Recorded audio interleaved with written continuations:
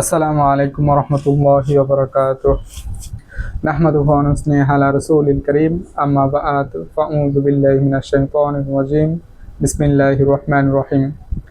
আলহামদুলিল্লাহ, আজকে নতুন একটি বিষয় নিয়ে আসছি। সেটি হচ্ছে যে আমরা অনেক রোগী আছি বা আমাদের ফ্যামিলিতে অনেক রোগী আছে জিন ও জাদুর রোগীতে আক্রান্ত।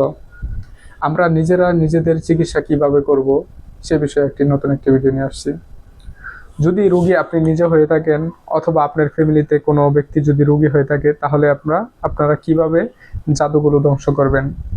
জাদুগুলো জিন কর্তৃপক্ষ হোক অথবা মানুষ কর্তৃপক্ষ, জাদুগুলো মানুষে করুক অথবা জিনে করুক, জাদুগুলো ধ্বংসের জন্য এই আমলটি খুবই পরীক্ষিত এবং প্রত্যেকটা মুসলমানই এই আমলটা করতে পারবে। প্রত্যেকটা মানুষই, সাধারণ মানুষই এই আমলটা করতে পারবে। আপনাকে আমেল, কবিরাজ, মুদাব্বির এগুলো কোনো কিছু হতে হবে না, শুধুমাত্র আমলটা করলেই যথেষ্ট।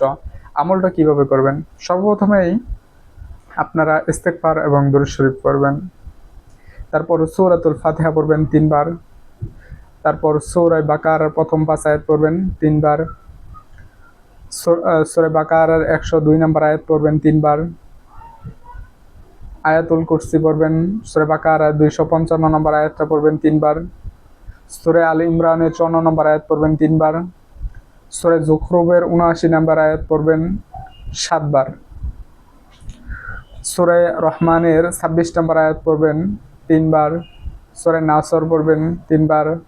সূরা কুরাইশ পড়বেন 3 বার, অর্থাৎ 4 কুল। সূরা কাফিরুন, সূরা ইখলাস, সূরা ফালাক এবং সূরা নাস পড়বেন 3 বার।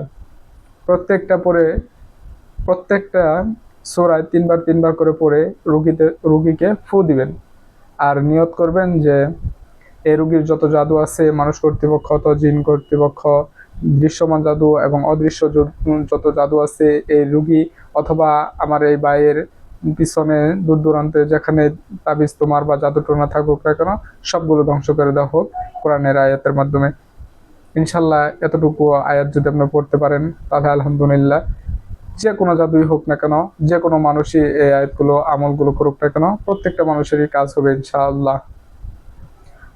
হয়তো আমি একটু দ্রুত বলছি কথাগুলো, যারা বুঝতে পারেন নাই ইনশাল্লাহ একটু এই ভিডিওটা বারবার শোনার চেষ্টা করবেন। সময় সাপেক্ষের কারণে ভিডিওটা ছোট করে দেওয়া হয়েছে।